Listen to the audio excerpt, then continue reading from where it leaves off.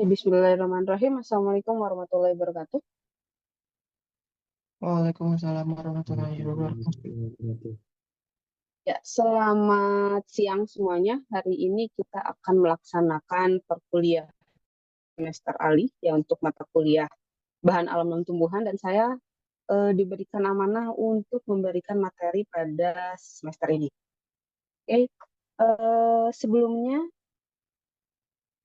saya izin untuk memaparkan terkait dengan RPS. Ya. Di awal kuliah seperti biasa kita akan mempelajari terlebih dahulu apa itu RPS, kemudian di mata kuliah bahan alam non tumbuhan ini itu mempelajari apa saja dan ya, kita akan membahas terkait dengan nilai. Kemudian nanti baru saya akan memberikan materi pendahuluan terkait dengan mata kuliah bahan alam non tumbuhan. Nah, saya izin untuk share screen terkait dengan RPS kuliah kita hari ini.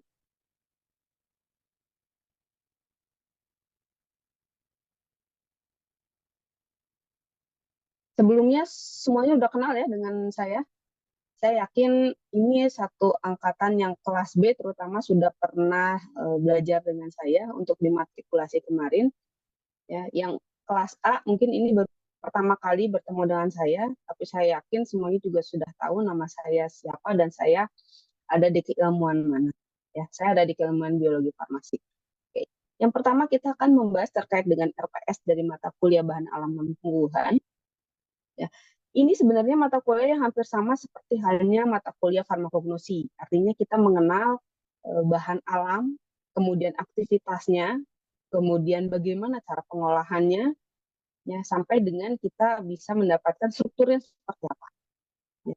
Ini hampir sama dengan farmakognosi, hanya saja kalau farmakognosi itu yang menjadi objeknya adalah tanaman. Ya, sedangkan untuk di bahan alam non tumbuhan, tentu saja yang menjadi objeknya ini adalah non tumbuhan, baik itu berupa hewan, ya, mineral, ya, ataupun mikroba. Ya. Jadi itu adalah objek-objek yang akan kita pelajari. Nah, di sini saya membuat garis besar saja, artinya kalau kita ingin mempelajari lebih jauh itu akan sangat banyak sekali. Ya, tapi kalau untuk mata kuliah ini kita batasi untuk beberapa organisme yang akan kita pelajari. Ya, nanti di sini ya, kita akan mempelajari terkait dengan proses pengolahan, kemudian bagaimana cara mengidentifikasi, hingga aktivitas farmakologi yang diberikan oleh organisme tersebut. Ya. Organisme apa saja yang akan kita pelajari di sini? Pertama itu adalah cacing dan bulu babi. Ya. Di sini kalau orang-orang pesisir ya itu sudah tahu bulu babi itu seperti apa. Di sini ada orang pesisir dari Sulawesi atau dari Sumatera? Ada, Bu. Ada ya. Nanti silakan ya perdalam terkait dengan bulu babi ini, ya, bulu babi ataupun landak laut. Nah ini kalau kita lihat itu hanya biasanya cuma satu bentuk dan satu warna. Tapi kalau kita pelajari lebih dalam, untuk bulu babi ini memiliki beberapa variasi warna, ya, dan dia tersebar di mana saja. Ya, daerah Sumatera, kemudian daerah Sulawesi itu memiliki variasi yang berbeda. Ya, warnanya beda, terus kemudian ukuran bulunya berbeda, ya itu berbeda-beda. Nah, nanti itu akan berhubungan apakah dengan jenis yang berbeda ini memiliki kandungan metabolit yang sama ataupun berbeda. Ya, itu yang akan dipelajari. Kemudian cacing di sini. Cacing ini nanti silakan dicari cacing yang dipakai itu cacing apa. Kalau orang yang mengalami penyakit tipes, ya biasanya masyarakat itu menggunakan cacing apa? Ada yang masih ingat? Ada yang pernah tipes di sini? Cacing Atau kalung. gejala tipes? Cacing kalung. Nah, itu pengolahannya seperti apa? Kalau secara tradisional, itu kan biasanya direbus, ya. Atau misalnya ada yang serbuk cacing. Nah, silakan dipelajari. Kok bisa sih cacing ini, ya, yang dia ada di dalam tanah, ya, itu bisa membantu manusia untuk dapat pulih dari yang namanya penyakit tipes, ya. Jadi punya apa mereka ini? Ya, itu. Kemudian yang kedua kita akan membahas terkait dengan madu dan propolis. Ini semuanya juga sudah tahu. Madu ini dihasilkan dari mana? Ya, oleh bantuan siapa? Ya, kemudian propolis ini bagian dari mana? Ya, nah, di sini madu ini kan dihasilkan dari lebah itu sendiri. Nah, tapi hati-hati, lebah ini kan nggak cuma satu. Lebah ini ada lebah hutan, ya, ada lebah yang tidak di hutan. Nah, itu akan menghasilkan madu yang berbeda. Warnanya berbeda, kualitasnya berbeda, komposisinya berbeda.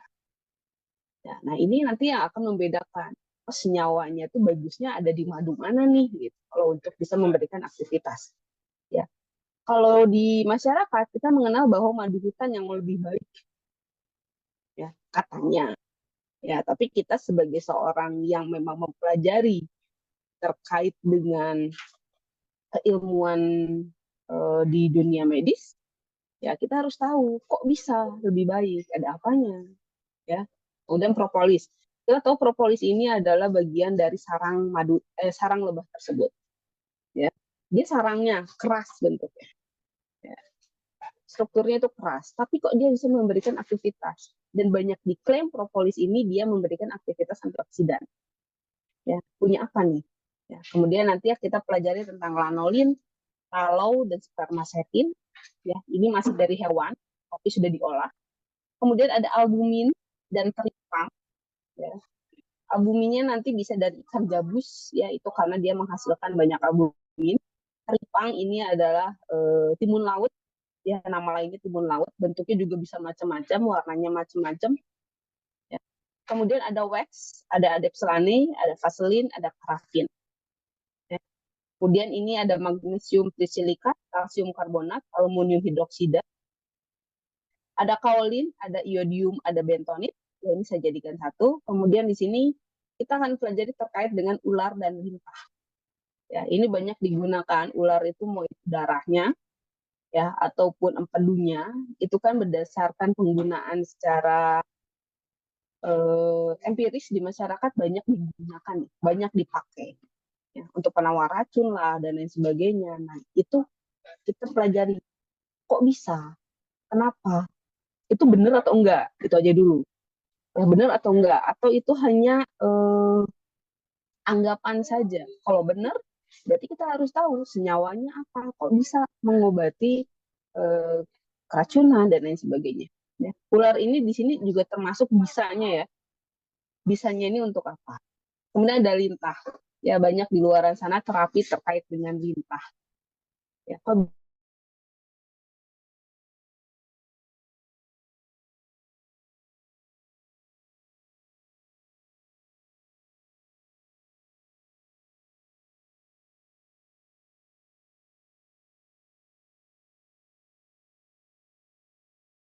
ya bagaimana cara kita menggunakannya? Ingat ya, belerang ini kalau kita pelajari itu ada tiga. Ya, belerang ini ada sulfur, ya, ada sulfur precipitatum, depuratum, ya, dan satu lagi nanti kita cek. Ini bedanya apa? Dari segi warna ini berbeda, tapi dia sama-sama sulfur. Berarti ada proses pengolahan di situ yang membedakan ketiganya. Ya. Ini kurang lebih adalah bahan kajian atau materi pelajaran yang akan kita pelajari kurang lebih selama 14 kali pertemuan. Ya, tapi untuk semester ini, karena ini adalah semester alih, ya, kita tidak ada UTS, kita akan langsung ke UAS. Ya, jadi untuk kuliah kali ini itu tidak ada UTS, adanya adalah UAS, kemudian nanti kita akan ada quiz, ya, kemudian ada tugas. Ya, untuk pembagiannya di sini nanti akan ada UAS ini ada 30%, ya. Kemudian nanti ada quiz itu kurang lebih 30%. Tugasnya saya ambil 40%. Oke, sampai di sini ada yang mau mengajukan opsi atau oke Bu setuju. UASnya 30, kuisnya 30, tugasnya 40.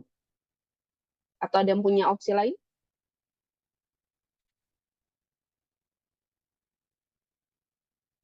Gimana? Deal? Deal, Bu. Deal ya?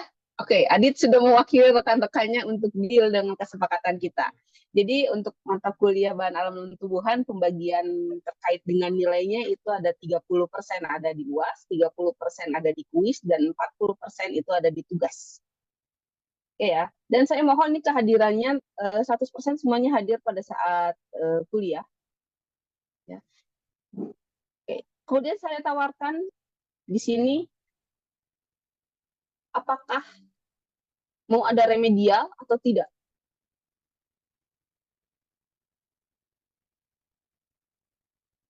Kalau Izin tidak ada Ibu kok. remedial, berarti Iya. ya silakan. Kenapa nih? Kalau remedialnya dari eh, keseluruhan kayak udah diakumulasiin 40 30 30 atau kayak UAS 30% aja Bu yang diremed. Jadi maksudnya UAS kan remed misalkan Bu. Nah, itu tuh Ya, diremedial di sana atau nanti akumulasi. akumulasi. Jadi saya akan totalkan dulu, ya. Kemudian saya berikan beberapa list yang memang saya sarankan untuk remedial. Kalau misalnya mau ada remedial, kalau misalnya tidak ada remedial, berarti ya sudah nilainya apa yang didapat itu yang akan saya keluarkan di portal. Jadi Bu kalau remedial itu berarti kalau misalkan nilai remedialnya lebih kecil nanti yang diambil yang terbesar aja atau gimana Bu?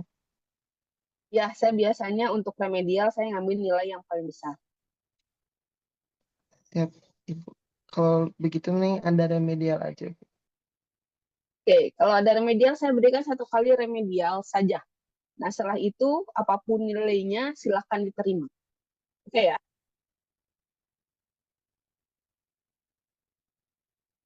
Nah, untuk soal ujian itu kurang lebih nanti saya coba campurkan antara esai dan pilihan ganda. Ya. Nah, ini adalah beberapa literatur yang bisa digunakan. Ya, selain ini juga nanti bisa searching literatur-literatur lain karena untuk bahan alam non tumbuhan ini kan memang tidak ada buku yang spesifik, artinya kita akan mengacu kepada jurnal-jurnal penelitian yang sudah dilakukan oleh orang. Ya. Jadi secara tidak langsung untuk literaturnya kita gunakan jurnal. Ya. Nah, jurnal yang kita gunakan ini kurang lebih jurnal 10 tahun terakhir, ya. Jadi kita bisa update ya, tentang penelitian terkait dengan bahan alam dan tumbuhan. Jadi kalau misalnya 10 tahun terakhir itu biasanya orang-orang ini sudah melakukan penelitian, kemudian diuji uh, secara uh, belum sampai klinik sih, ya. Tapi nanti udah diuji ke hewan. Kalaupun ke hewan biasanya udah ke sel, ya. Kemudian itu sudah bisa diketahui strukturnya bentuknya seperti apa. Ya, jadi lebih enak kita belajarnya, ya. Lebih eh, lengkap.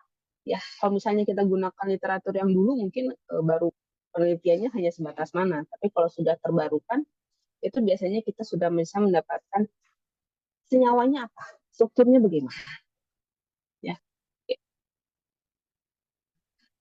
Ya. Nah, untuk sekarang saya akan berikan pendahuluan terlebih dahulu, ya. Kemudian untuk selanjutnya kita akan melakukan perkuliahan dengan cara diskusi. Nanti Adit, saya mohon tolong silakan dibagi teman-temannya menjadi 1, 2, 3, 4, 5, 6, 7, 8. Jadi 9 kelompok.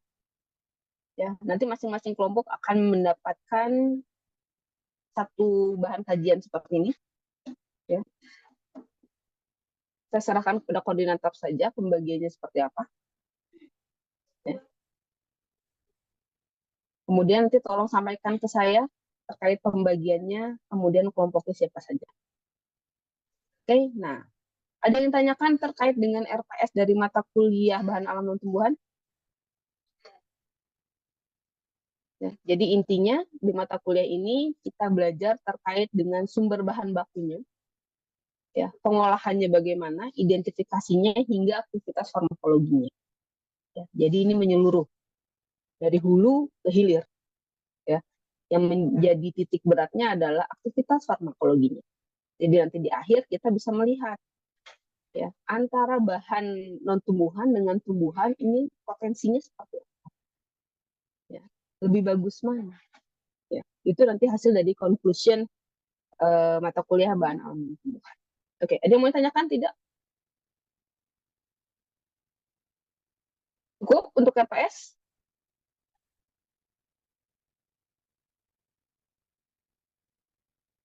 Kalau sudah cukup, ya saya stop share, kita akan masuk ke materi kuliah hari ini. Oke. Ya, sudah tampil? Sudah, Ibu. Bahan. Oke, kita mulai ya. Bahan alam non-tumbuhan. Oke, tujuan dari mata kuliah ini adalah, ya, jadi kita akan mengidentifikasi jenis-jenis bahan alam non-tumbuhan apa saja sih yang banyak digunakan di dunia farmasi. Ya, kalau tadi kan di RPS kita sudah menyinggung nih, ya, ada terkait dengan mineral, ada hewan. Ya, hewannya macam-macam. Ada yang hewan laut, ya, ada yang hewan non laut. Ya. Nah, ini kita akan identifikasi kegunaannya di dalam dunia farmasi. Kemudian yang kedua, ini menjelaskan manfaat farmakologinya seperti apa. Ya, manfaat farmakologinya seperti apa dan siapa yang memberikan aktivitas farmakologinya. Ya, kemudian yang ketiga, ini lebih luas lagi mendorong eksplorasi ilmiah. Karena selama ini yang kita pelajari itu kan kebanyakan adalah tumbuhan. Ya, kita pasti familiar dengan banyak jenis tumbuhan karena praktikum juga kan objeknya tumbuhan. Ya. Nah, di mata kuliah ini kita sekarang mencoba sudut pandang baru. Ya. Selain di tumbuhan, di hewan punya apa? Di mineral punya apa? Ya. Jadi kita bisa mengeksplor lebih jauh. Jadi pengetahuan kita tidak hanya tok di tumbuhan saja. Ya, kemudian meningkatkan kesadaran terhadap pentingnya keberagaman sumber obat dalam dunia farmasi. Ya, jadi nanti pada saat melakukan tugas akhir, kalau memang tertarik dengan bahan alam non tumbuhan, nah itu bisa dipilih. Jadi nggak semuanya berebut di tumbuhan, tapi kan kita juga punya bahan alam non tumbuhan nih. Ini juga bisa loh kita ekspor. Ini juga bisa kita cari tahu ya aktivitasnya seperti apa. Ya. Kemarin sudah ada mata kuliah terkait dengan farmasi bahari. Ya, itu juga kan sebenarnya membuka informasi bagi kita. Oh, selain tumbuhan, selain yang di darat, yang di laut juga ada. Nah, sekarang kita tambah lagi, ya non tumbuhannya apa? Ya, kalau kemarin yang di laut laut semuanya. Ya, nah sekarang kita tambahkan ada lintah, ya, kemudian ada cacing, ada ular. Nah, itu kan termasuk dari organisme yang non tumbuhan, tapi dia memiliki aktivitas yang dapat digunakan di dunia farmasi. Ya. Kemudian di sini mempersiapkan generasi farmasi dan peneliti agar mampu mengembangkan produksi dari bahan alam non tumbuhan secara etis, inovatif dan berkelanjutan. Nah, kemudian di sini pendahuluannya karena sudah berabad-abad tumbuhan ini menjadi suatu sumber utama dalam bidang farmasi, ya, dari itu pengobatan tradisional sampai modern, ya. Kemudian ilmu pengetahuan dan teknologi telah membuka pemahaman baru terkait bahan alam non tumbuhan. Contohnya ada hewan, mikroorganisme dan mineral. Dan potensinya seperti apa sih dalam pengembangan obat dan vaksin? Jadi artinya di sini kita nih udah lama nih kenal dengan yang namanya bahan alam yang berasal dari tumbuhan. Nah, sekarang kita coba dong, ya. Sekarang udah banyak sekali teknologi, ya. Bahan alam tumbuhan ini kalau kita gunakan terus-menerus itu kan pasti habis, ya. Ada opsi lain nih bahan alam non tumbuhan. Nah, kita coba pelajari ke arah sana, ya. Apakah sama atau tidak? Ya, itu sebenarnya yang menjadi latar belakangnya. Kenapa sih kok ada bahan alam non tumbuhan? Ya, sebagai salah satu contohnya di sini ada mikroorganisme. Kalau dikatakan mikroorganisme ini baru, tidak. Mikroorganisme ini udah dari lama. Bahkan kita menemukan antibiotik pertama kali dari mikroorganisme. Ya, tapi sekarang ya kita bisa melakukan modifikasi dari mikroorganisme ini sehingga didapatkan bahan-bahan baru yang lainnya. Ya. Nah, di sini sayangnya eksplorasi bahan alam non tumbuhan seringkali masih terbatas dibandingkan dengan bahan nabati. Nah, ini tantangan kita sebenarnya. Ya. Kita tahu beberapa contoh bahan alam non tumbuhan yang memberikan aktivitas. Baik itu laut, baik itu darat. ya, bulu babi, teripang, ya, kemudian ada ular, ya, kemudian ada lintah, ya, itu bisa digunakan. Ya, tetapi di sini itu seringkali terjadi yang namanya hambatan, ya, baik itu hambatan terhadap jumlah mereka di alam yang tidak terlalu banyak atau penggunaannya di masyarakat. Ada yang merasa ini nggak etis, ya, dalam penggunaannya. Nah, itu menjadi tantangan kita. Bagaimana sesuatu hal yang misalnya tidak etis ini, ya, itu kita bisa manfaatkan, ya, dimodifikasi sehingga bisa termanfaatkan secara luas, ya, di sini. Nah, tetapi kalau kita lihat dari aspek kimia, biologi ataupun bioaktivitas dari sumber alam non tumbuhan, dia memiliki keunikan struktur. Mekanismenya juga beda terhadap bahan alam yang dihasilkan dari tubuh.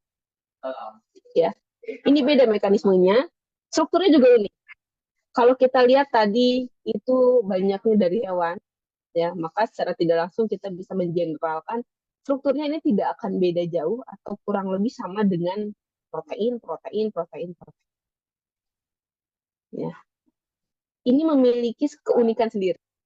Nanti dengan uniknya ini dia memiliki aktivitasnya juga unik, beda dengan tumbuhan. Ya, ini keunikan tersendiri dari bahan alam dan tumbuhan. Nah, makanya ini menunjukkan pentingnya pemahaman dan pemanfaatan sumber daya alam dan tumbuhan sebagai bagian integral dari farmasi modern dan tradisional. Ini penyambung tradisional modern disambungkan. Ya. Oke, ini prospek strategisnya. Ya, jadi kalau kita belajar terkait dengan bahan alam dan tumbuhan, kita harus tahu ini prospeknya mau jadi apa ke depan. Punya prospek enggak? Ya. Nah, jadi kalau untuk bahan alam dan tumbuhan, ini punya prospeknya pertama, kita bisa menemukan obat baru. Ya. Mau itu dari mikroba laut, ya, ataupun dari organisme yang lain. Ya. Kemudian kita mengembangkan produk bioteknologi rekombinan, insulin, vaksin, enzim. Ya. Jadi artinya di sini, tadi kayak ular, kemudian kayak lintah, ya, kita pelajari dulu kok bisa mereka memberikan aktivitas. Apanya nih yang memberikan aktivitas? Darahnya kah? Lendirnya kah? Kita identifikasi senyawanya apa. Ya, baru setelah itu kita bermain di bioteknologi. Jadi ke depan, ya, itu bukan lagi ularnya yang kita ambil, bukan lagi lintahnya yang kita ambil, tapi kita sudah mengambil zat yang terkandung di dalamnya sehingga kita bisa mengembangkannya di bioteknologi. Ujungnya nanti kita bisa dapat obat baru. Ya, jadi ekosistem terjaga, tapi kita bisa dapat obat baru. Ya, itu. Ya, kemudian selain tadi hewan juga ada pemanfaatan mineral. Ya. Mineral bioaktif dan sistem penghantaran obat dan kosmetik medis. Ya. Kalau untuk mineral ini memang rata-rata kita gunakan untuk bahan tambahan di kosmetik ataupun di obat per orang. Ya. Maupun lokal. Ya, rata-rata mineral itu arahnya ke sana. Ya, kemudian prospek selanjutnya adalah diversifikasi sumber bahan baku farmasi untuk mengurangi ketergantungan pada tumbuhan. Nah, di sini artinya tanaman kita sudah banyak sekali dieksplor, ya. Kalaupun kita mau membuatnya, tanaman ini akan tetap ada, itu membutuhkan waktu yang cukup lama. Ya. Artinya kita mau tidak mau, suka tidak suka, harus menemukan bahan lain, ya, selain tanaman. Karena untuk membuat tanaman ini kembali dan jumlahnya tetap banyak itu kan butuh waktu dari mulai biji dan lain sebagainya. Ya, nah sambil menunggu itu kita nggak mungkin diam, berarti kita harus mencari bahan baku lain apa yang bisa kita manfaatkan. Ya, jadi ini prospeknya. Oke, ini contohnya. Ya, ini adalah beberapa contoh. Saya hanya akan menyebutkan dua contoh ya terkait dengan bahan alam dan tumbuhan. Ya, zatnya apa yang dihasilkan, kemudian aktivitasnya seperti apa. Yang pertama ini adalah zikonotid, dia dari siput laut. Ya, ini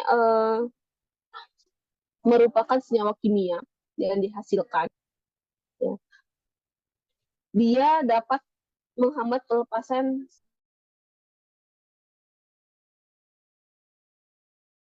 bagi analgesik lebih kuat dari morfin. Kita tahu ya, analgesik yang paling tinggi saat ini adalah morfin.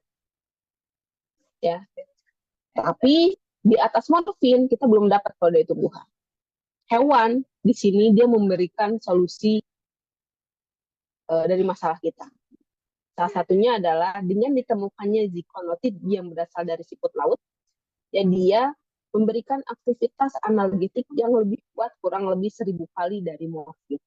Jadi kalau kita berhasil mengisolasi senyawa ini, ya kemudian kita berhasil mengembangkannya di laboratorium, maka kemungkinan besar kita bisa mendapatkan senyawa ataupun zat aktif anti nyeri ya atau analgetik dengan aktivitas yang lebih tinggi dari morfin. Dan keunikannya, kalau morfin dia dapat menyebabkan ketergantungan, tapi zikonotit ini tidak menyebabkan ketergantungan. Ya, ini tidak menyebabkan ketergantungan. Ya. Nah, zikonotit ini dia merupakan suatu peptida. Tadi saya katakan kalau dari hewan itu biasanya yang kita dapatkan itu adalah peptida. Ya, protein. Ya, itu uniknya. Ya. Dia merupakan peptida kecil karena terdiri dari 25 asam amino dengan 3 ikatan disulfida yang stabil. Ya, ini gambar yang di samping. Ya. Nah, ini ada S dengan S, ini merupakan ikatan disulfida. Ada 1, 2, dan 3. Ya, ditunjukkan dengan garis berwarna ungu, hijau, dengan hitam. Ya. Ini ciri khasnya. Ya. Yang membuat uniknya itu ya ini. Ya. Dia memiliki aktivitas analgesik yang lebih tinggi dari morfin. Ya, ini penemuan yang sangat luar biasa. Ya, kemudian yang kedua, contohnya itu adalah hirudin. Dia berasal dari lintah. Ya, semuanya juga udah tahu ya. Hirudin ini berasal dari lintah. Dia merupakan polipeptida dengan rantai beta sheet. Ya, afinitasnya tinggi terhadap trombin. Ya. Mekanismenya dia menghambat pembentukan fibrin atau mencegah pembekuan darah. Ya. Uniknya, ini dapat langsung mengikat dan menghambat trombin. Ya, langsung mengikat dan menghambat trombin. Jadi prosesnya bisa lebih cepat. Ya. Dan tumbuhan ini tidak menghasilkan antikoagulan yang sekuat dan spesifik ini.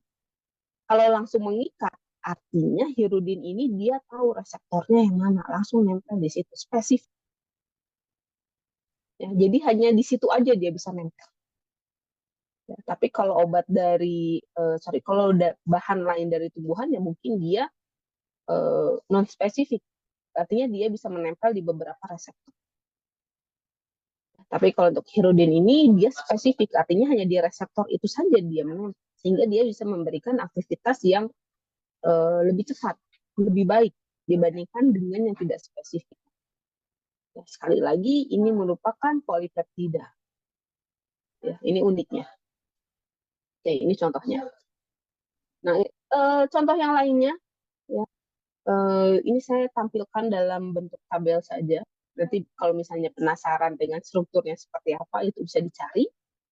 Ya, tadi ada zikonotit, siput laut, ada hirudin. Nah, kemudian kita sering mendengar istilah captopril. Ya, ini adalah obat sintetik. Tapi kita harus tahu captopril ini dari mana. Apakah tiba-tiba langsung ada? Itu kan enggak. Ya, ternyata captopril ini merupakan hasil dari bisa ular. Ya, kita tahu captopril ini adalah penghambat